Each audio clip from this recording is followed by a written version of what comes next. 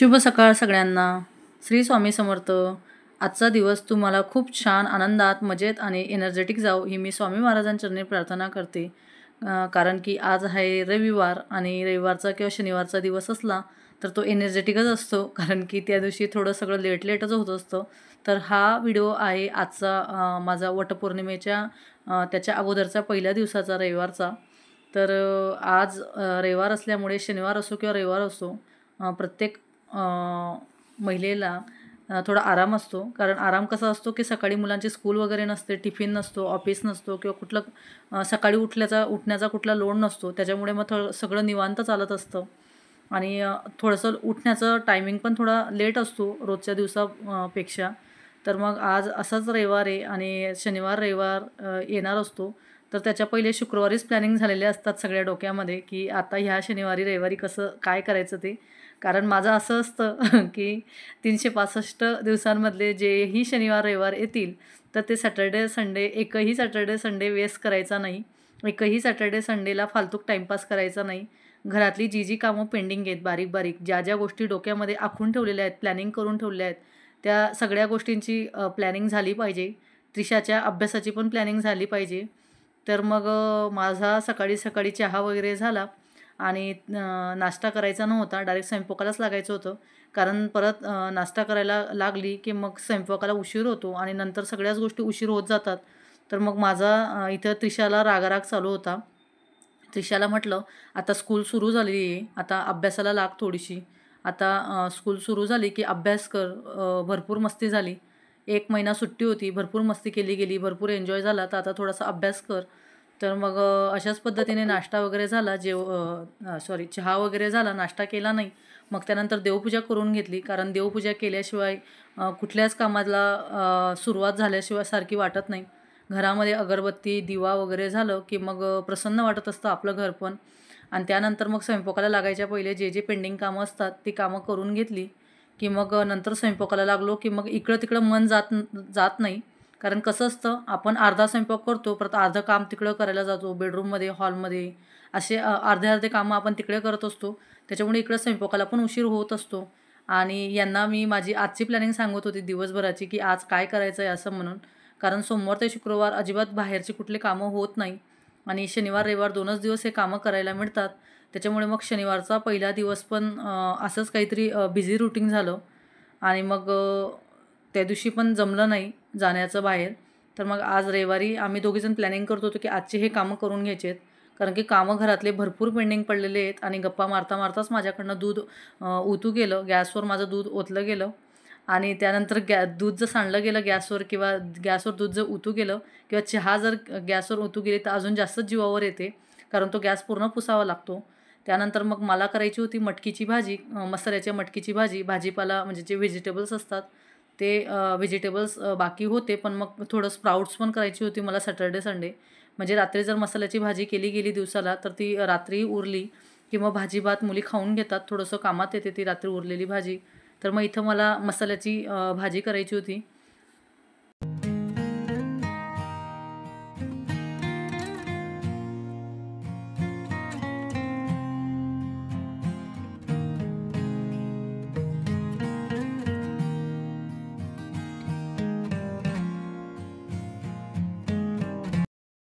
आणि भाजीला छान टेस्ट येण्यासाठी पण फक्त भाजीची टेस्ट चांगली व्हावी म्हणून बऱ्याच गोष्टी त्याच्यावर डिपेंड असतात. जसे की लाल तिखट असतं.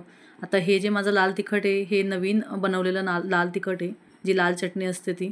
तर त्या लाल तिखटाची भाजी एवढी छान लागते, तुम्ही कितीही पटापट घाईघाईने किंवा कितीही साध्या पद्धतीने जरी भाजी केली तरीसुद्धा ती भाजी खूप टेस्ट देत असते आणि घरामध्ये भाजीचा छान सुगंध असा दरवळत असतो. त्रिशा आणि नविका हे तर नेहमी म्हणतात, आज भाजीचा स्मेल खूप छान येत आहे असं म्हणून. आणि जो आमचा खानदेशी काळा मसाला असतो, जे की पूर्ण सगळे खडे मसाले, जेवढेही सगळे खडे मसाले आहेत त्यांचं पाकीट घ्यायचं आणि त्या खडे मसाले पूर्ण एकत्र मिक्सरमध्ये दळून मग त्याचा हा मसाला करायचा. तर त्या मसाल्याची भाजी अजून जास्तच टेस्ट देत असते आणि त्याच्यामध्ये अजून हे लाल तिखट जे की नवीन मिरचीचं जे तिखट असतं, तर त्या तिखटाची भाजी तर अजूनच जास्त छान लागत असते.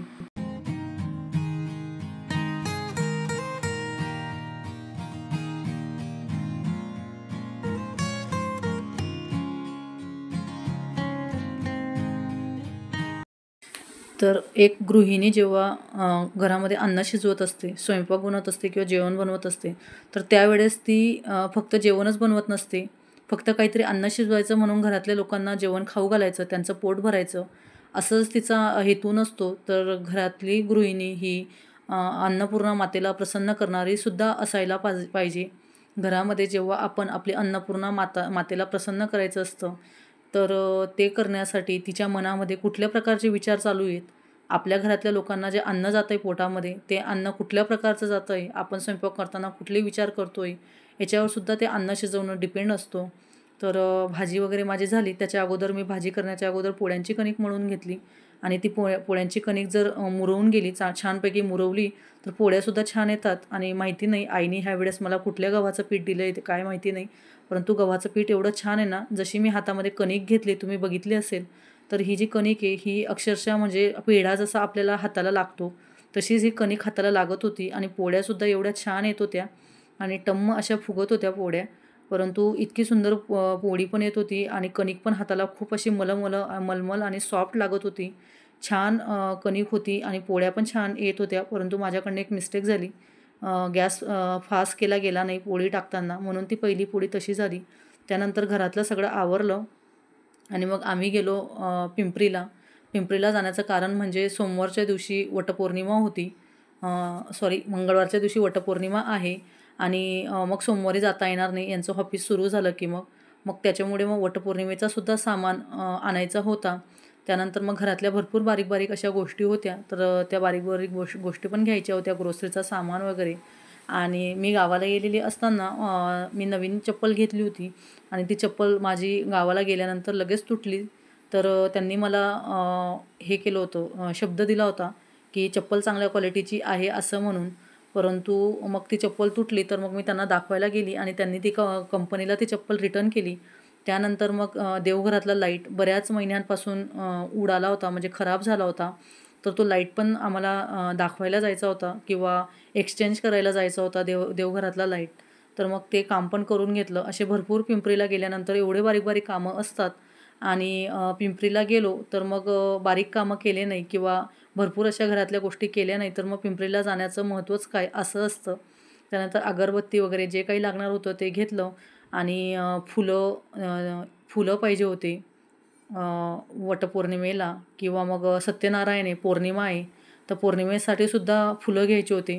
परंतु सणासुदीला केव्हाही जर संध्याकाळच्या वेळेस 4 वाजेपासून कधीही पिंपरी गेलो, तर पिंपरीला एवढी गर्दी असते शगुन चौकामध्ये, खूप जास्त गर्दी असते. आता ह्या गोष्टीसुद्धा आमच्या एरियामध्ये मिळतात. परंतु मग ती एक गोष्ट इकडं मिळते, एक गोष्ट तिकडं मिळते. परंतु कसं पिंपरीला जर गेलो, तर शगुन चौकामध्येच सगळ्या गोष्टी मिळून जातात एकाच ठिकाणी. आणि काही सण वगैरे असतात, काही उपवास वगैरे असतात, तर एकाच ठिकाणी सगळ्या वस्तू मिळून जातात. म्हणून मग जास्त इकडं-तिकडं फिरण्याची गरज पडत नाही. तर सत्यनारायण होता पौर्णिमा आणि त्या पण वस्तू घ्यायच्या होत्या, वटपौर्णिमेच्या पण वस्तू घ्यायच्या होत्या. तर असं सगळे गोष्टी घेऊन घेतल्या. ह्या बारीक-बारीक गोष्टी हे असले किंवा दोघीच जणी गेलो, मुली आल्या नाही सोबत, तरच पटापट होत असतात.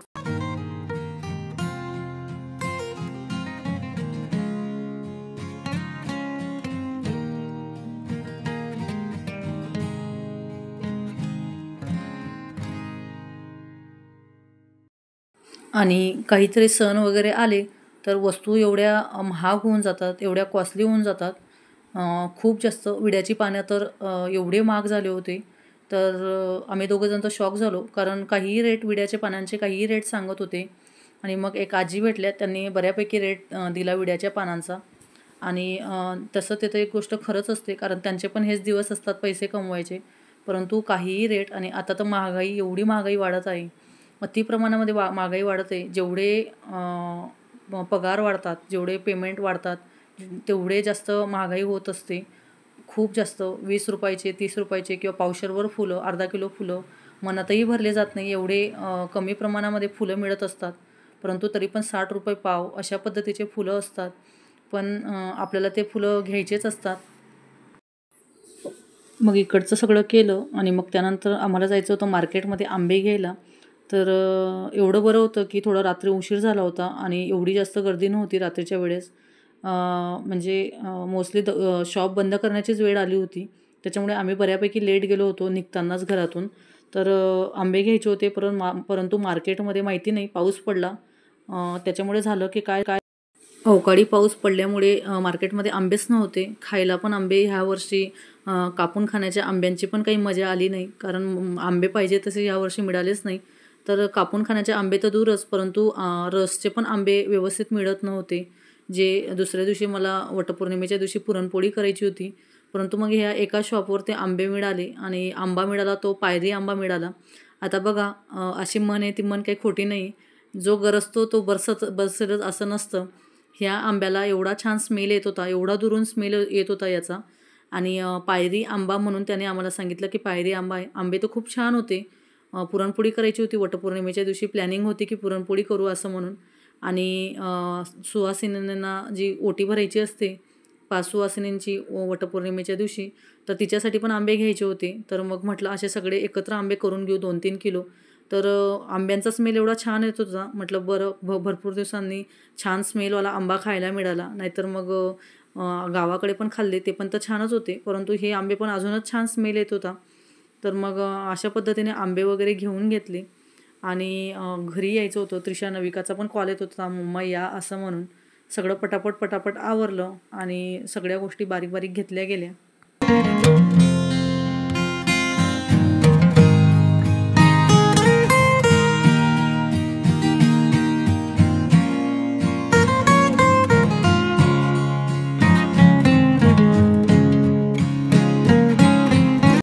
आणि देवघरातला लाईट आम्ही रिपेअरिंग करायला टाकून आलो होतो त्यांना, कारण आम्हाला जो लाईट पाहिजे होता तो त्यांच्याकडे नाही होता. तर 3 in 1 असतो तो लाईट नव्हता. मग ते म्हटले आम्हाला की रिपेअरिंग करून ठेवू असं म्हणून. तर मग तो लाईट घ्यायला जायचं होतं परत अजून त्या शॉपला. तर बघू लाईट चालू झाला की नाही झाला, त्यांनी काय सांगितलं असं म्हणून एकदा इन्क्वायरी करून येतो. मग त्याच्यामुळे मग तिथं इन्क्वायरी करायला गेली, तर त्यांनी मला रिटर्न केलं की मी लाईट शोधून ठेवेल, नवीन दुसरा मागवून ठेवेल किंवा मग रिपेअर करता येईल तर रिपेअर करून ठेवेल असं म्हणून. त्यानंतर मग घरामध्ये टमाटे वगैरे नव्हते. गावावरून आल्यानंतर भाजीपाल्यामध्ये मी टमाटा वगैरे असं काही आणलं नव्हतं. तर टमाटे घ्यायचे होते घरातला, बारीक बारीक टमाटे, बटाटे, अशा गोष्टी संपल्या होत्या, कोथिंबीर वगैरे. मग ते घ्यायचं होतं मला. तर भाजीपाला वगैरे घेतला आणि असा होता माझा आजचा दिवस. तर माझा व्हिडिओ तुम्हाला कसा वाटला हे मला लाईक, कमेंट्स आणि सबस्क्राईब करून सांगा. श्री स्वामी समर्थ. धन्यवाद.